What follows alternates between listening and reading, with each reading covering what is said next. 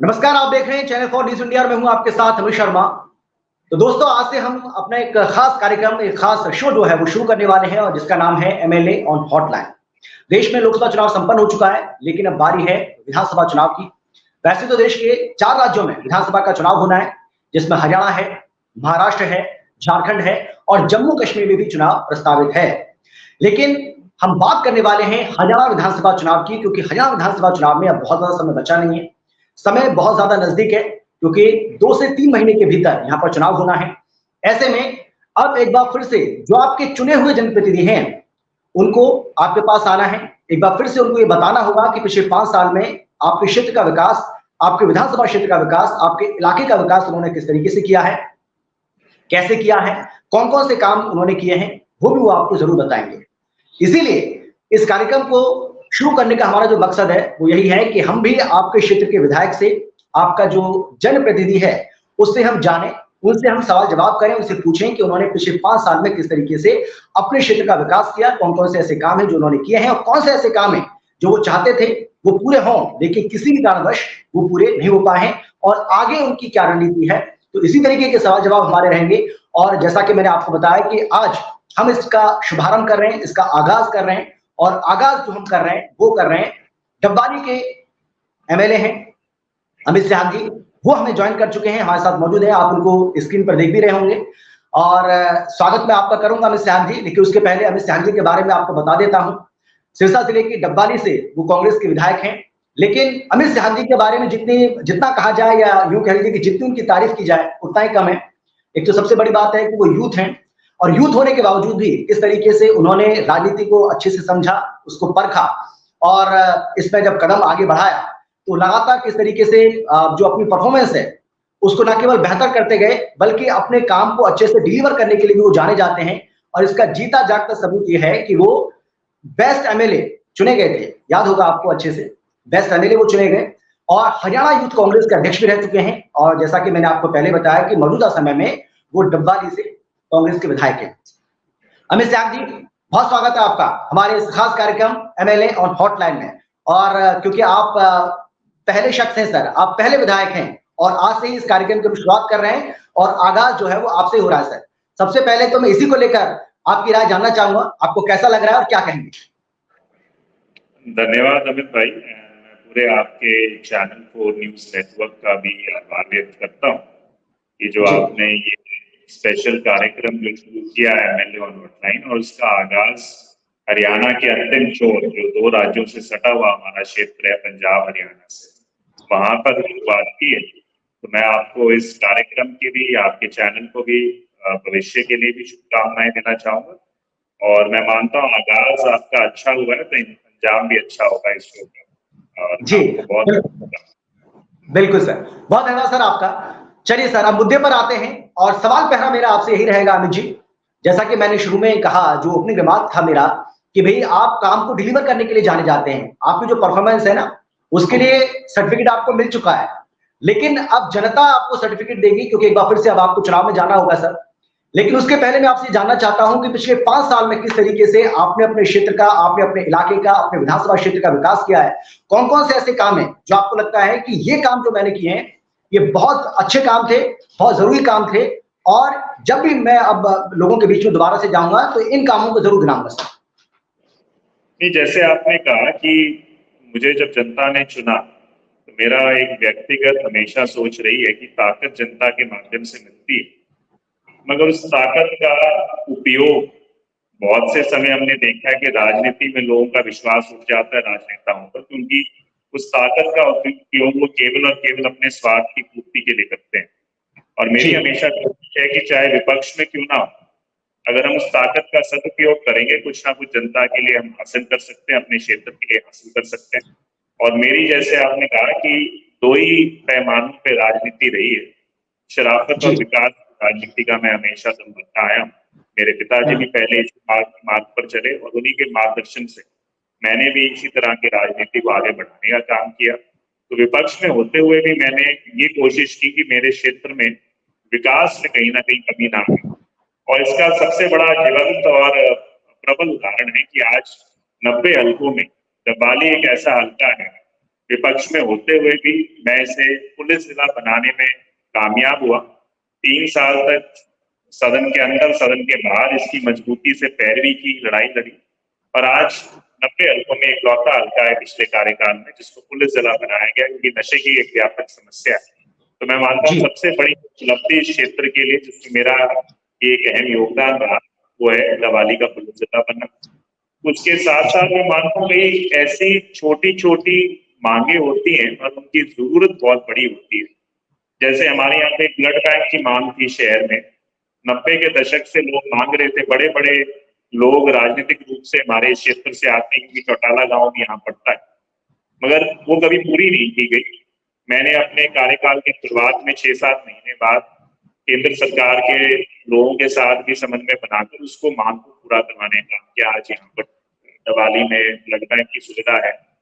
हमारा मेरा हल्का दूसरा मैं मानता हूँ विधानसभा ऐसी थी पूरे हरियाणा में जहाँ LED लाइट थी, शहर में मैं सौगात लेके आने का मैं कामयाब हुआ। यहाँ पर हम 29 करोड़ की परियोजना जिसमें सीवरेज और पीने के पानी की शहर के लिए जो पुरानी 50-50 साल पुरानी जो पाइपें डली हैं उनको बदलकर और बेहतर सीवरेज और पीने के पानी की सुविधा और बूस्टिंग सेंटर के साथ साथ इसका एक जाल बिछाने का काम करवा रहे हैं।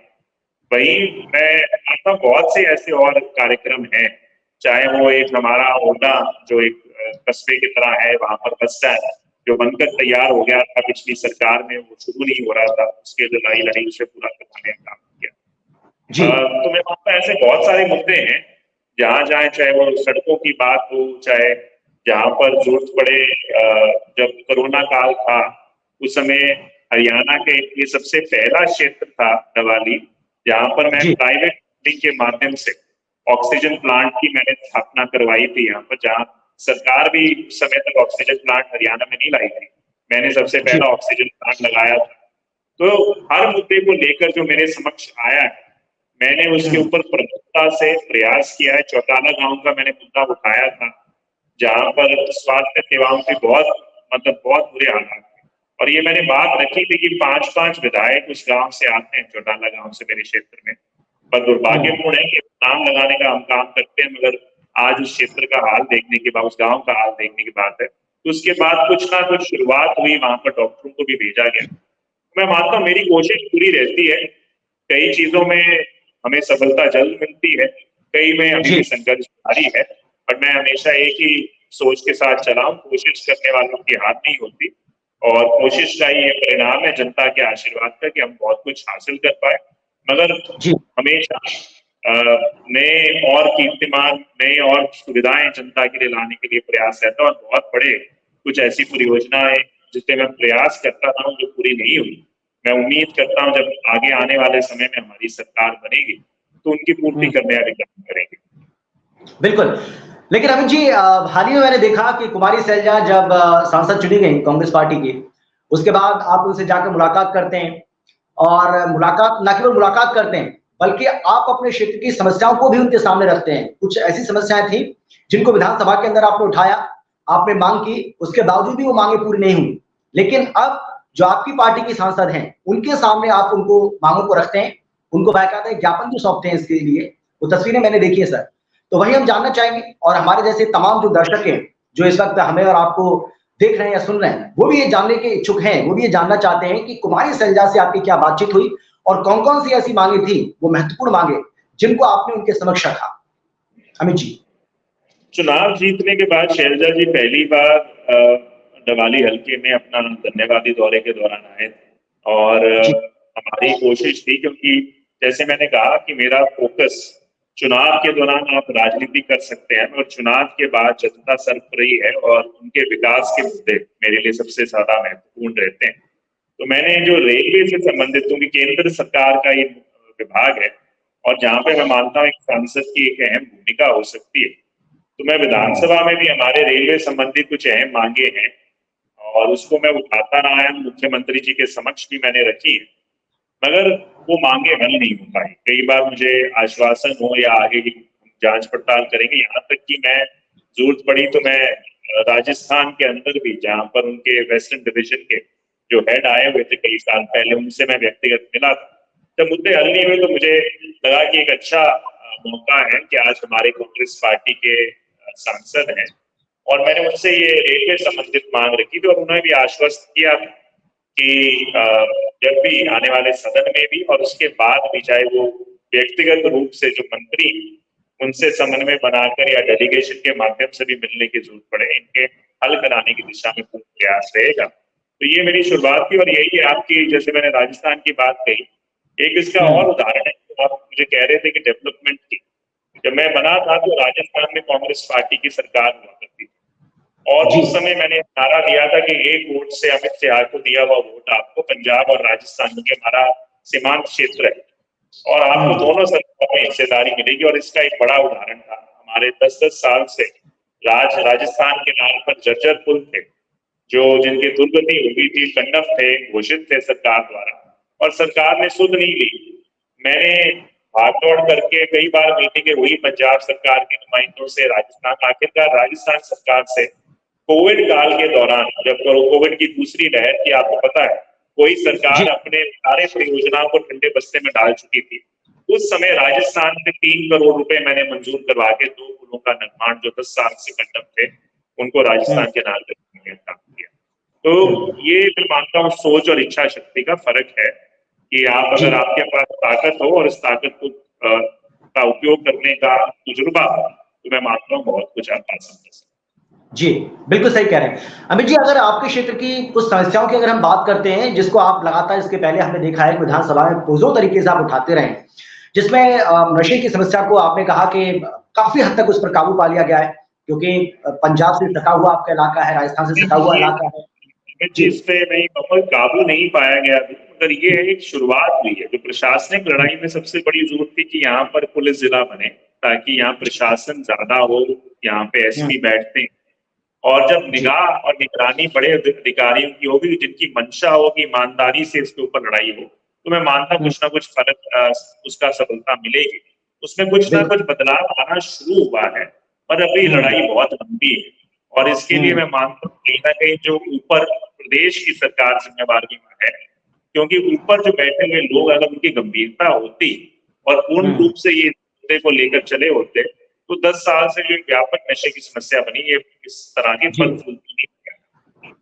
बिल्कुल। और देखिए अमित जी, ये भी एक अच्छी बात है कि आप इस बात को स्वीकार कर रहे हैं कि काबू पाने की कोशिश की जा रही है, और काफी हद तक, जैसे मैंने कहा, तो आपने खुद मुझे रोका टोका, ये भी एक अच्छी बात है। यही एक अच्छे राजनेता की पहचान है कि किस तरीके से अगर कुछ है भी तो उसको स्वीकार किया जाए कि नहीं, खामी है, उसको दूर किया जा रहा है, उसको दुरुस्त किया जा रहा है, और हम उसको करके रहेंगे, क्योंकि ये प्रण आपने लिया है, ये अच्छी बात है। लेकिन इसके साथ ही एक ट्रैफिक की समस्या की बात भी यहाँ पर कही जाती है। क्राइम को लेकर भी बहुत सारी शिकायतें आती हैं कि क्राइम का जो रेट है यहाँ पर हल्का सा, वो थोड़ा सा बढ़ता हुआ दिखाई पड़ा है। इसको लेकर भी आपने कई बार, हमने देखा है विधानसभा के अंदर ही ये मुद्दा आपने उठाया है। नशे को लेकर जैसा कि आपने बताया, बेरोजगारी की एक समस्या है, जो कि वो तो पूरे हरियाणा में, वो तो हम सब देख रहे हैं कि यहाँ पर बेरोजगारी की जो दर है वो काफी हाई है, काफी ऊंची है। लेकिन फिर भी इन सब पर किस तरीके से अब काबू पाने की कोशिश की जाएगी या पाई गई है अभी तक? मैं मानता हूँ ये तीनों समस्याएं कहीं ना कहीं आपस में जुड़ी भी हुई है, अलग अलग भी है पर जुड़ी भी हुई है। ये जो आप कहते हैं कि नशे की है, क्राइम की है, बेरोजगारी की, तो इसमें एक बड़ा वर्ग ऐसा है युवाओं का, मैं मानता हूँ, जो नशे की समस्या में जो क्यों आकर्षित होता है, क्योंकि अगर वो बेरोजगार हो, जैसे वो इंग्लिश की एक कहावत है, an empty mind is a devils workshop, कि जो खाली दिमाग है शैतान का घर है। हाँ, तो जब आपके पास बेरोजगार हो, आपके हाथ खाली हो, आपकी जेब खाली हो, आपके पास कोई आशा ना हो, तो निराशा के अंदर चलते हुए भी आप इस तरीकों की चीजों की तरफ प्रेरित होते हो, इस तरह की तरफ गलत दिशा में निकल पड़ते हो। तो ये मैं मानता हूँ वातावरण, तो पहली बार सरकार को इस तरह का वातावरण नहीं होना चाहिए। तो जब ये नशे की समस्या बनती है बेरोजगारी के कारण, तो फिर क्राइम भी होता है, क्योंकि जब एक बार तो आप कहीं ना कहीं अपने नशे की पूर्ति कर लेते हो, पर बाद में जब आपको लगता है किसी तरीके से भाई इस चक्कर में फंस जाओ, तो फिर आपको उसको वापस उस नशे को लेने के लिए आपको कहीं ना कहीं पैसे की जरूरत पड़ती है, और फिर वो लोग क्राइम को चलते हैं। तो ये एक कुचक्र है, इसको तोड़ने के लिए मैं मानता हूँ शिक्षा और जो रोजगार, जो आपने कहा बहुत सही बात है, उसकी बहुत बड़ी आवश्यकता है। इस पर भी मैंने मुद्दा उठाया है कि सरकार ये दावे तो करती रही कि हर ब्लॉक के स्तर पर, जिला स्तर पर हम ऐसे प्रावधान करेंगे उस जिले के अनोखे, जो वहां की क्षमता उसके आधार पर, मतलब वो केवल कागजों में रहे। मैंने कई बार विधानसभा में पूछा कि अगर हमारे ब्लॉक में कोई ऐसा फूड प्रोसेसिंग, क्योंकि हमारी कीनू का यहाँ पर क्षेत्र है और तरह के एग्रीकल्चर क्षेत्र है, कोई प्रोसेसिंग यूनिट लगाया जाए। हमारी जीप यहाँ पर बड़ी मशहूर, जो हिंदी की जो पिक्चरें होती हैं बॉलीवुड की, वहां तक हमारी जीप जाती है।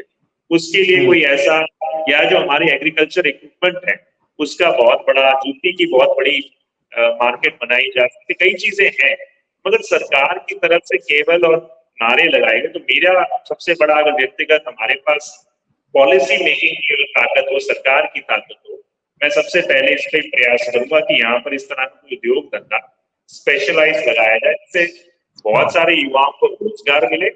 और रोजगार के चलते साथ में अगर हम प्रशासनिक लड़ाई और सामाजिक लड़ाई नशे के खिलाफ लड़ेंगे तो मैं मानता हूँ दोनों मुद्दे काफी हद तक इस क्राइम की समस्या को भी हल कर सकते हैं।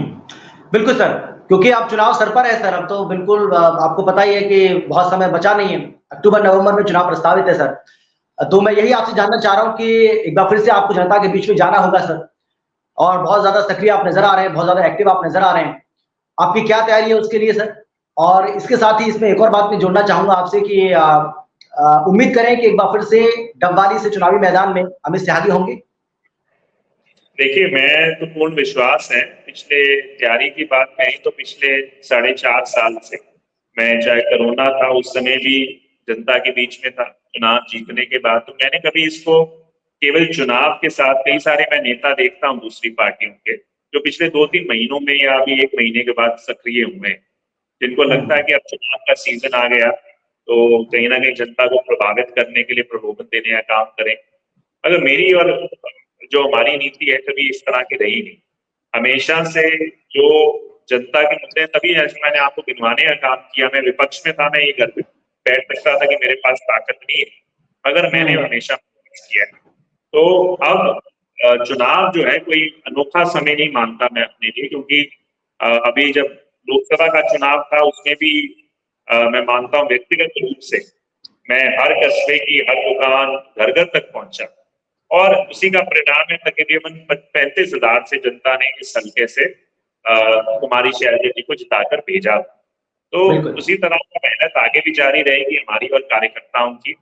और मेरा चुनाव बहुत सरल चुनाव है, मैं मानता हूँ पूरी मेहनत करते हैं, जनता के लिए कोशिश करते हैं, फिर उसके बाद जनता के हाथ में है कि वो चाहते हैं कि भाई अमित शाह को दोबारा मौका दे ताकि वह आगे बढ़कर जो अधूरे सपने हैं उनको पूरा कर सके। तो यही मैं मानता हूँ। जहां तक टिकट की बात है, मैं मानता हूँ कांग्रेस लीडरशिप का फैसला है। अगर उन्हें लगेगा कि अमित शाह ने मेहनत की है, सच्चे मन से ईमानदारी से काम किया है और जनता की आवाज मेरे पक्ष में है, मैं उम्मीद करता हूँ कि कांग्रेस पार्टी के नुमाइंदे के रूप में फिर से मुझे जनता सेवा करने।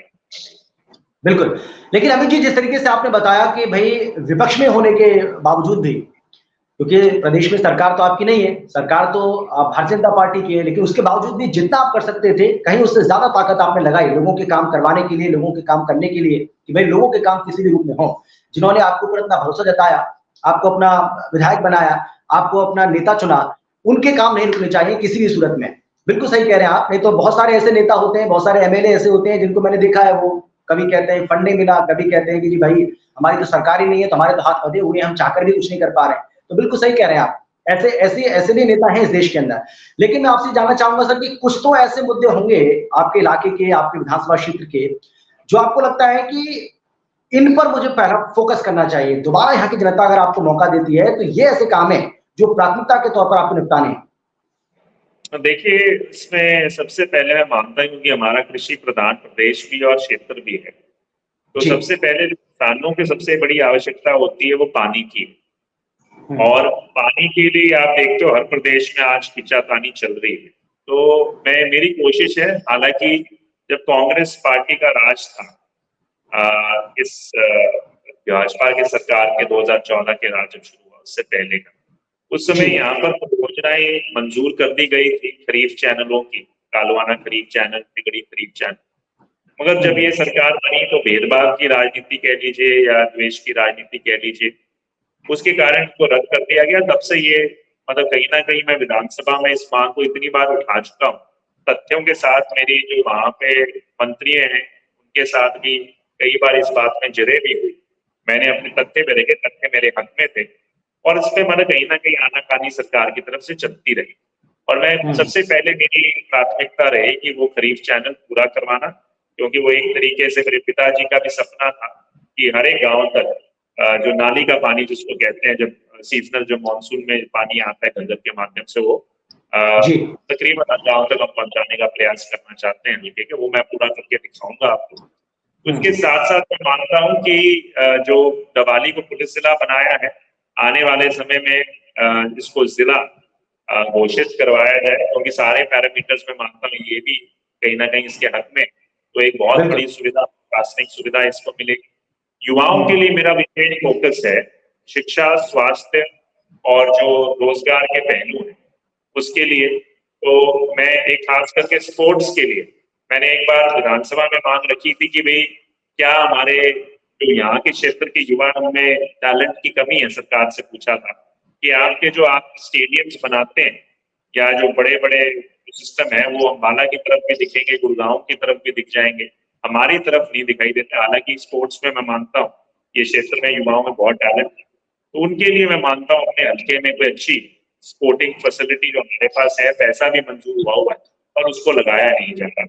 उसके ऊपर स्वास्थ्य के लिए मैंने अभी खुद एक पहल की है कल ही, कि एक प्राइवेट संस्था के माध्यम से मल्टी स्पेशलिटी एक हाईटेक मोबाइल मेडिकल वैन शुरू की, क्योंकि सरकार की तरफ से मुझे दिखाई नहीं दिया जो उनकी तवज्जो होनी चाहिए, तो उस चीज पे भी मेरा फोकस रहेगा। तो इस तरह के कई कई है, मैं मानता हूँ हर एक पैरामीटर, चाहे महिलाओं के लिए हो, चाहे स्कूली शिक्षा को कैसे बेहतर किया जा सके, चाहे स्पोर्ट्स की फैसिलिटी हो, किसानों के लिए बेहतर पानी की व्यवस्था हो सिंचाई के लिए, मगर उसके साथ साथ रोजगार का, जैसे मैंने कहा कि कोई ना कोई ऐसा उद्योग लगाया जाए ताकि युवाओं को यही रहकर रोजगार के साधन मिले। तो ये मेरे प्राथमिकता के कुछ काम रहेंगे।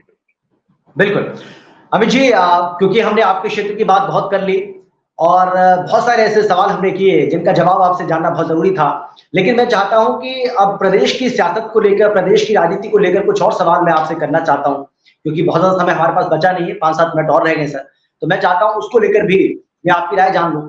सर, अभी आपने देखा होगा कि प्रदेश के अंदर एक बहुत बड़ा राजनीतिक घटनाक्रम हुआ, और हो सकता है कि जिस बात की उम्मीद आप ना कर रहे हो या कर भी रहे हो, लेकिन ऐसा नहीं होना चाहिए था, क्योंकि कांग्रेस पार्टी के लिए वाकई में एक बहुत बड़ा झटका है ये। किरण चौधरी कांग्रेस पार्टी छोड़कर बीजेपी का दामन थाम चुकी हैं। वो ऐसी नेता जिन्होंने 4 दशक यानी कि 40 साल तक जो कांग्रेस पार्टी में रही, कद्दावर नेता हैं, बड़े बड़े पदों पर रही, और उनकी जो नाराजगी है वो भारी पड़ी, कांग्रेस को छोड़कर अब बीजेपी के साथ वो चली गई है। सर, इसको आप कैसे देख रहे हैं, और वाकई में आपको लगता है कि विधानसभा चुनाव से पहले कांग्रेस पार्टी को एक बड़ा झटका है ये, जिसको समय रहते संभाल लेना चाहिए था, लेकिन ऐसा नहीं हो सका? नहीं, मैं देखिए अमित जी इसका एक बड़ा उदाहरण दूंगा कि जब जनता मन बना बैठे तो मैं मानता हूं ये सभी तरह की राजनीतिक परिस्थितियां गौण हो जाती हैं। और इसका मैं उदाहरण दूंगा, हाल ही में लोकसभा के चुनाव हुए। लोकसभा के चुनाव लड़े गए, उससे पहले लोगों के जुबान पर यही बात था कि कांग्रेस शायद पिछली बारी की जो टैली है उससे भी कम जाएगी, और हालात आपके सामने है कि तकरीबन 100 का आंकड़ा कांग्रेस पार्टी ने छू लिया। वहीं लोकसभा सत्ता के अंदर भी इस तरह हरियाणा में ये चर्चा थी शायद 1 सीट आ जाए, उससे ज्यादा सीट नहीं आएगी। तो हमने ये चुनाव देखकर खूबसूरती देखी कि जब जनता मन बना बैठती है, जिस प्रकार से सिरसा लोकसभा के अंदर तकरीबन 2.5 से 3.25 लाख रोहतक के अंदर एक बहुत बड़ा जनादेश कांग्रेस के हक में दिया गया।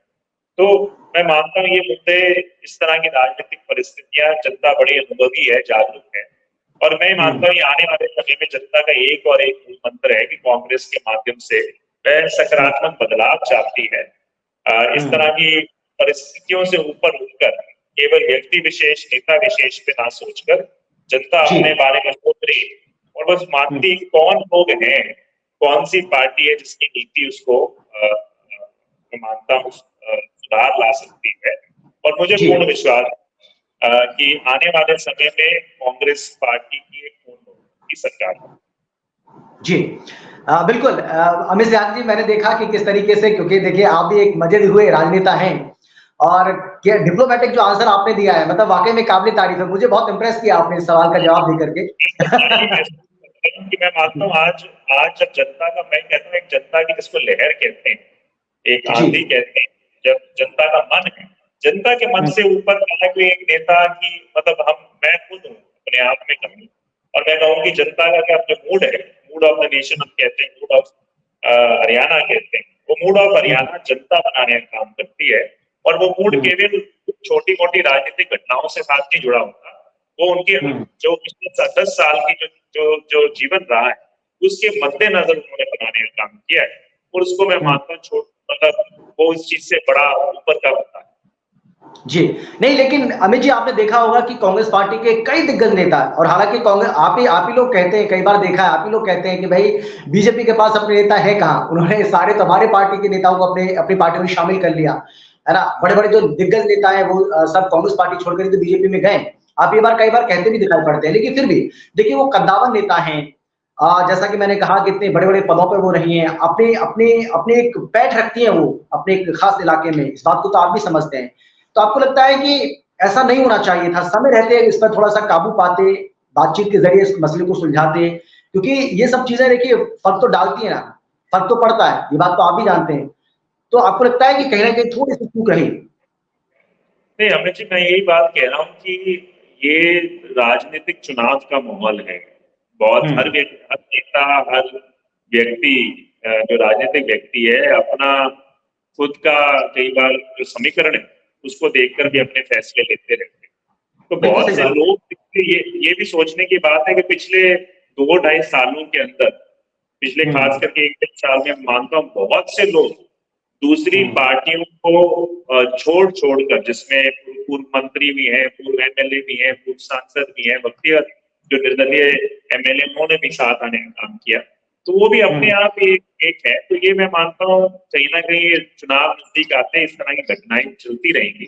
पर मैं वही कहता हूँ जो मेरा जितना भी अभी तक राजनीतिक जीवन है और जो मैंने देखा है, जब जनता माहौल मन बना ले तो उसके बाद मैं मानता हूँ वो मुद्दे अहम रहते हैं, और जनता का मन कांग्रेस पार्टी के लिए है, क्योंकि उनको जो पुराना ये 10 साल का राज है उसके बनाम में पुराना कांग्रेस पार्टी की, और या जिस प्रकार से कांग्रेस पार्टी की अब जो राष्ट्रीय नेतृत्व की जिस प्रकार से उन्होंने प्रयास किए 2-3 साल में, और जो मुद्दे लेकर आ उन मुद्दों से प्रभावित होकर कांग्रेस पार्टी की तरफ आना चाहती है। जी। तो ये मानता हूँ, बाकी तो परिणाम जब आएंगे उसके बाद इसका विश्लेषण कर सकते हैं कि किसके आने से किसके जाने से क्या सही है। नहीं, बिल्कुल सही बात है। चुनाव के समय में आया राम गया राम और अदला बदली की ये जो राजनीति है चलती है, बात बिल्कुल सही, सहमत हूं मैं आपकी बात से।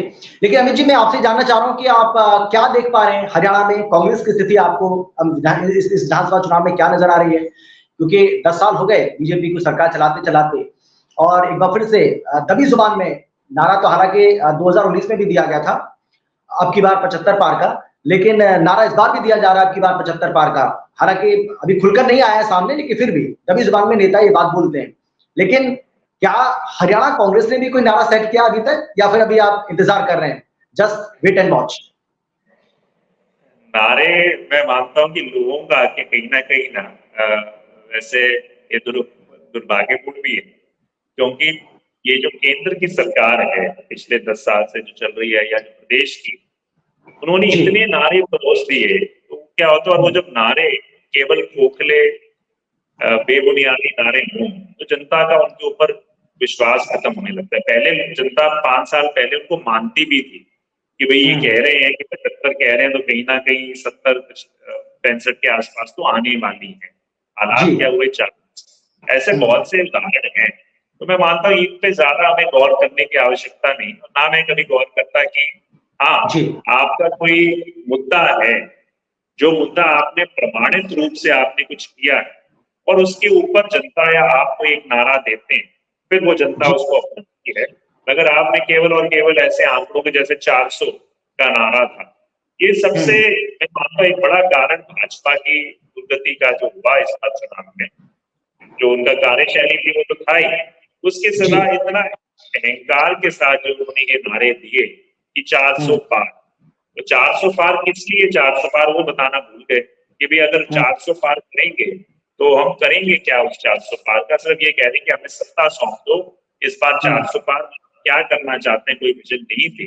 और विजन देते हैं 2045 की, आज हम 2024 में और विजन दे रहे हैं 23-24 साल आगे की विजन देके एक तरीके से जनता को बहलाने का काम कर रहे थे, पर जनता जानती मानता ये एक राजनीतिक वो है। अगर मेन मुद्दा है कि पिछले 10 साल जनता ने जो देख लिया, अब वो बदलाव चाहती है। बदलाव का जो विश्वास है जिस पार्टी के ऊपर, और जो मुख्य रूप से जिसको वो मानती है, जिसके माध्यम से हो सकता है, वो कांग्रेस पार्टी। जी बिल्कुल अमित सिहाग जी, बहुत अच्छा लगा आपसे बात करके। और अच्छी बात यह है कि आपने समय निकाला, और सबसे अच्छी बात यह है कि एमएलए हॉटलाइन में सबसे पहले जो एमएलए वो आप हैं अमित जी। और जैसा कि मैंने शुरू में कहा कि अमित शर्मा ने अमित सिहाग से बात की है, ये भी एक बहुत अच्छा कोइंसिडेंस है सर। बहुत अच्छा लगा आपसे बात करके, बहुत धन्यवाद सर समय निकालने के लिए। और उम्मीद करेंगे कि क्योंकि विधानसभा चुनाव काफी नजदीक है और अब मैदान में हमारी गाड़ियां निकल चुकी है सर, बहुत जल्दी आपके पास आएंगे और ग्राउंड जीरो पर भी जाकर आपसे मुलाकात होगी सर, वहां के लोगों से भी बातचीत करेंगे, आपसे भी बातचीत करेंगे। और इसी के साथ सर एक बार फिर से आपको धन्यवाद करते हुए हमारे इस खास कार्य में फिलहाल इतना ही। हमें उम्मीद है कि हमारा ये कार्यक्रम और अमित सिहाग जी के द्वारा जो बातें कही गई हैं आप उससे काफी प्रभावित हुए होंगे, आपको पसंद आया होगा। और इसी तरीके से एमएलए ऑन हॉटलाइन में अब एक और नए शख्स से, एक और नए एमएलए से आपको रूबरू कराएंगे और उनके विधानसभा क्षेत्र का हाल भी जानेंगे। बहुत धन्यवाद अमित सिहाग जी आपका, नमस्कार। बहुत बहुत धन्यवाद और आपका स्वागत है जब भी आप। धन्यवाद जी सर, थैंक यू।